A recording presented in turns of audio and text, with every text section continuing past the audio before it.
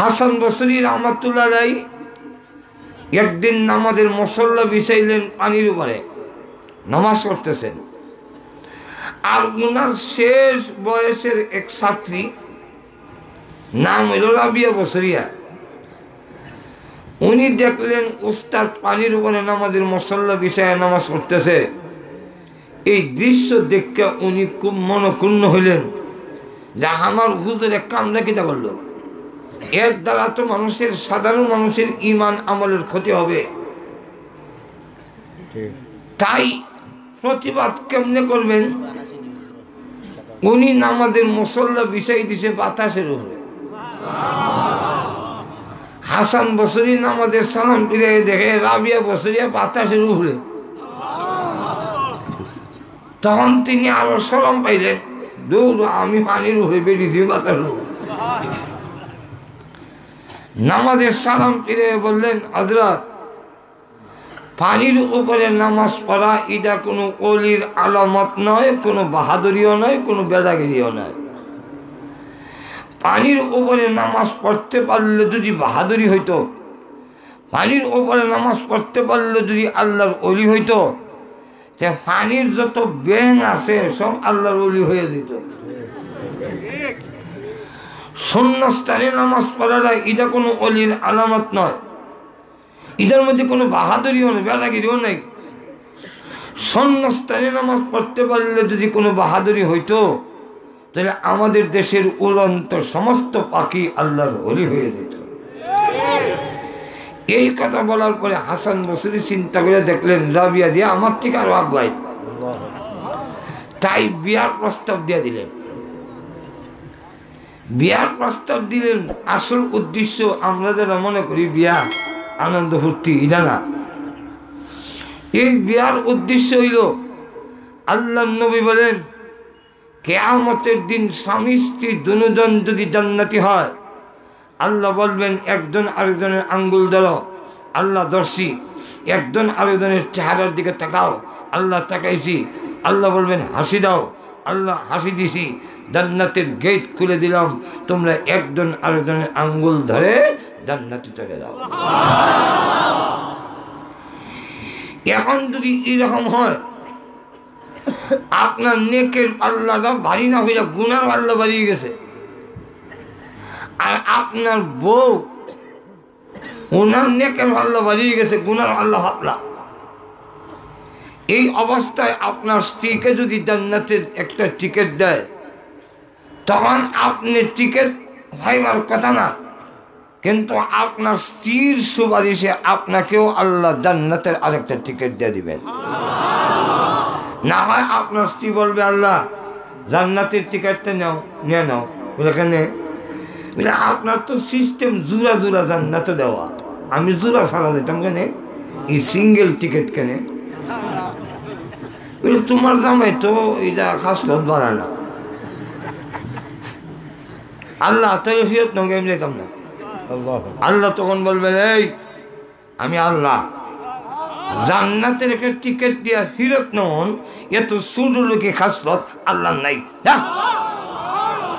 আমি দিতাম পারি না, আমি দিতাম পারি না, আমি নিতাম পারি না, দিতাম পারি। আল্লাহ দিতে পারেন বলে তা আমার জামাই আরেকটা দলে দিতে হয়।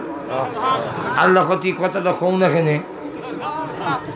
তখন স্ত্রীর সুপারিশে স্বামীকে জান্নাতের টিকিট দিবে, স্বামীর সুপারিশে স্ত্রীকে জান্নাতের টিকিট দেওয়া। হাসান বসরির উদ্দেশ্য হইল যে যদি কিয়ামতের দিন আমার আমল দিয়া জান্নাতের জন্য যথেষ্ট না হয়, তাহলে এই রাবিয়ার স্বামী হওয়ার কারণে আমি জান্নাতে যাব। আর না হয় বিয়ার প্রস্তাব দিবেন না।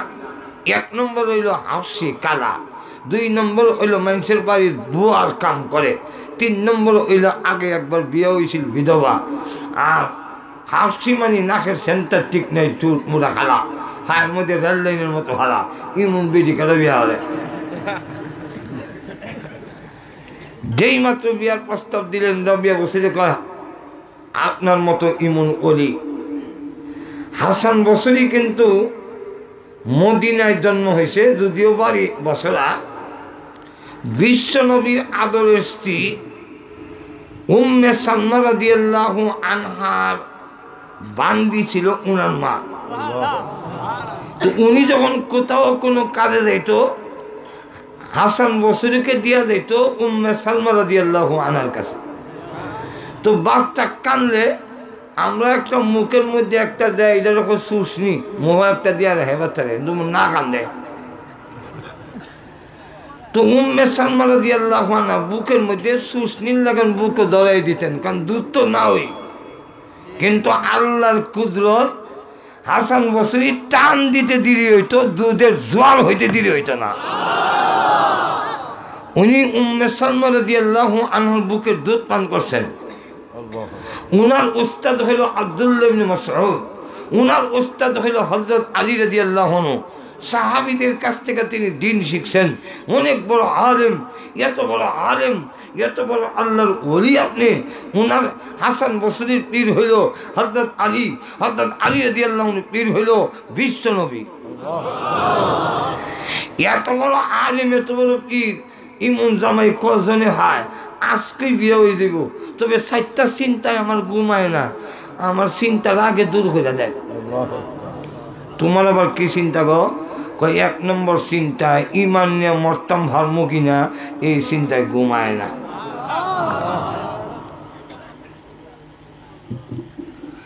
আপনি আমার চিন্তাটা দূর করে দেন। আপনি বড় বলি বড় আলেন, আপনি এই কথা কইয়া দেন যে রাবিয়া চিন্তা করো না, তুমি জান্নাত হয়ে যাবা, ইমান নিয়ে মরবা। হাসান বসরি বলেন, রাবিয়া তুমি ইমান নিয়ে মরতে পারবে কি পারবে না সেটা আমি বলবো কিভাবে?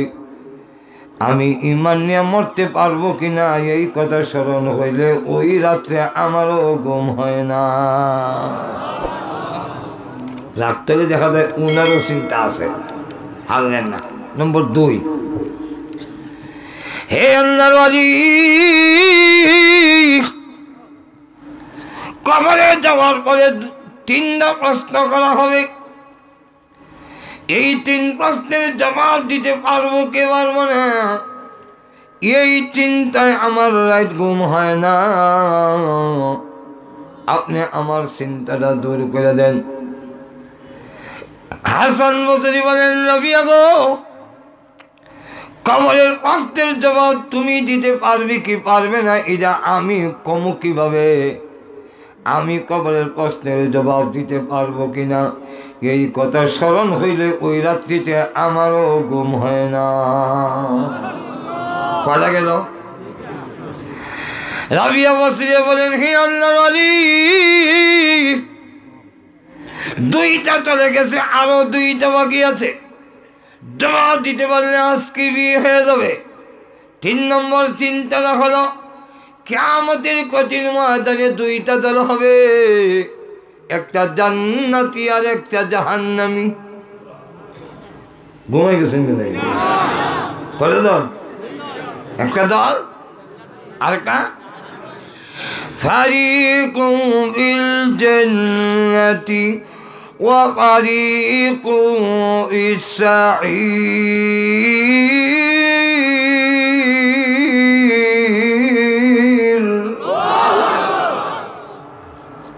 সেখানে আওয়ামী লীগ থাকবে না, বিএনপি থাকবে না, জাতীয়বাদী নাই, ওয়াহাবি সুন্নি নাই, খারাপ ওয়া নাই, জল্লিন নাই। এখান থেকে কিনা 2টা দল হবে, জান্নাতি আর জাহান্নামী। আমি কোন দলে দাঁড়াবো এই চিন্তায় রাত ঘুমায় না। আপনি চিন্তাটা দূর করে দিলেন। হাসান বসরি বলেন, রাবিয়া কিয়ামতের কঠিন ময়দানে তুমি কোন দলে হবে এটা আমি বলবো দূরের কথা, কিয়ামতের দিন আমি যে কোন দলে হব গো এই কথা মনে হইলে ওই রাত্রিতে আমারও ঘুম হয় না। কথা গেল? হে আল্লাহর ওয়ালি, একটা রয়েছে, এটার জবাব দিতে পারলেও বিয়ে হয়ে যাবি।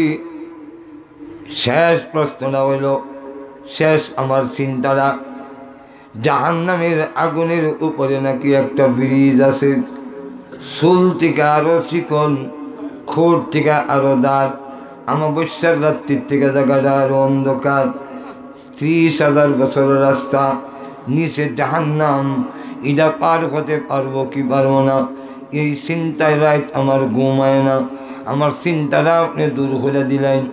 বন্ধ হইলে রাবিয়া গো, বিয়াটা রাজি হয়ে যাওয়া, ফুলচেরাতের চিন্তা করো না, যা করন লাগে আমি করবো না। এক ভণ্ড এক বড় লোকরে মুরিদ করছে, এক চৌধুরী সাহেব। তো চৌধুরী সাহেব জিগায় ফির সাহেব, বাবা আপনি দেখে দিন দিন শুকাইতেছেন খানি। কয় বেটা শুকাইতাম না, তোমরা এক কেমনি ফুল ছেড়া পারো, এর লেগে দৈনিক আমি তারে আপ ডাউন করি 2 বার। তো সব মুড়ি তো এক সমান না, মুড়িরও কিছু সালাক মুড়িদ আছে না, জনগণের মধ্যে তো কিছু সালাক আছে, মাজুর এখান থেকে কিনা। আমাদের এলাকায় একবার যেমনি কইছে, দিবানিশি মন রে আমায় আর দিয়না যন্ত্রণা, হাইরে দনে দুদি হইতাম দনি যাইতাম সোনার মদিনা। এমনি শ্রোতা দ্বারা গজল, আমি আপনারও চিনি, আপনার জায়গাও চিনি। আপনার 25 কেয়ার জায়গা আছে, 1 কেয়ার জায়গার দাম 5 লাখ টাকা, বেচলে তো 2 বার মদিনা আইতেন দিতেন ভাল ভাই, তো খেত বেচে যাই না কেন? বুঝি যাবার লেগে কই না, এই তাহলে আমরা মজা লাগাইবার লেগে কই মাজুর এখন ঠিক না।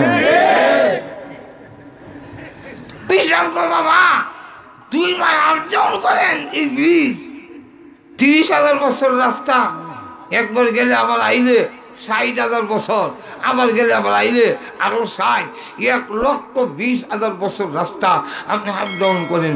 ওরি বাবা রে, আমরা লেগে তা আমার 4 কেয়ার জায়গা আছে, আমরা দিলাম নদীর ভাড়া একবারে 25 মন দাম করে হয় দিলাম সাহেব।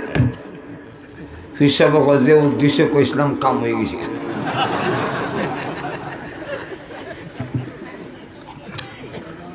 এবার আপনার হিসাব আমার ক্ষেতটা দেখাইবা না, কষালে নজর লেগে যায়।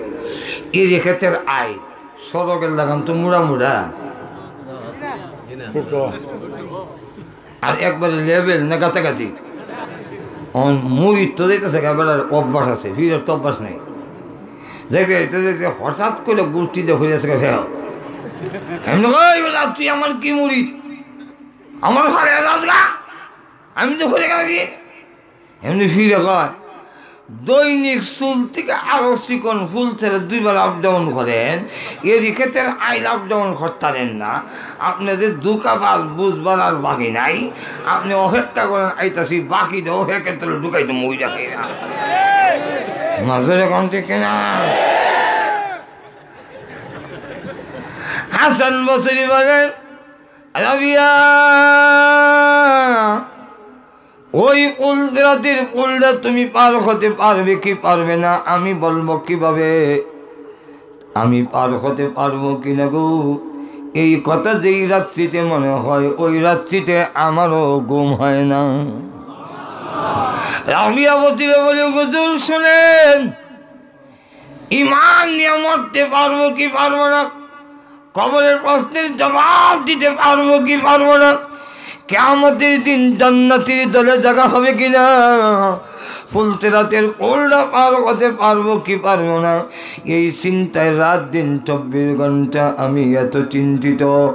1 মিনিটের জন্যে স্বামী গ্রহণ করে আনন্দ করবার সময় আমার হাতে নাই। হাসান বসরি কান্দে আর কয়, রাবিয়া গো বিয়া লাগবে না, যেই ওয়াজ করে দিস আমার জীবনের লেগে যথেষ্ট হয়ে গেছে। কি এখন ঠিক কিনা? এই ঘটনার দ্বারা কি বললেন, আল্লাহর ওলিরার চিন্তা চিনি নাই। আরো জুড়ে আমাদের দেশের প্রেসিডেন্ট, প্রধানমন্ত্রী, মন্ত্রী, এমপিরার চিন্তা চিনি নাই। সকলের চিন্তা আছে, সকল হওয়ার জন্য 1 নম্বর শর্ত কারো কাছে নাই। আচ্ছা জোরে কেন? সফল হইতে গেলে কি লাগবে? চিন্তা থাকতে পারবে না। চিন্তা থাকলে কি হইল? সফল হয়েছে। বা 2 নম্বর, ভয় থাকতে পারবে না। এবার বলেন, আমাদের দেশের রাজার থেকে নিয়ে প্রজা পর্যন্ত প্রত্যেকটা মানুষেরই কোনো না কোনো একটা ভয় আসেনি? তাহলে সফল হওয়ার জন্য 2 নম্বর শর্ত পেলাম না, হইল না। 3 নম্বরটা হইল মনে যা চায় তা পাইতে হবে। মনে কি চায়? 1 নম্বর মনে চায় বুড়া হইতে চায় না। ঘুমে গেছেন? বুড়া হইতে চায়? বুড়া ওই তো চায় না, যে এর একটা প্রমাণ হইল দাড়ি রাখে না। দাড়ি না রাখনের আমি আর কোনো কারণ চাই না, একটাই কারণ, দাড়ি না রেখা বোঝায় এখনো আমার বয়স হইছে না।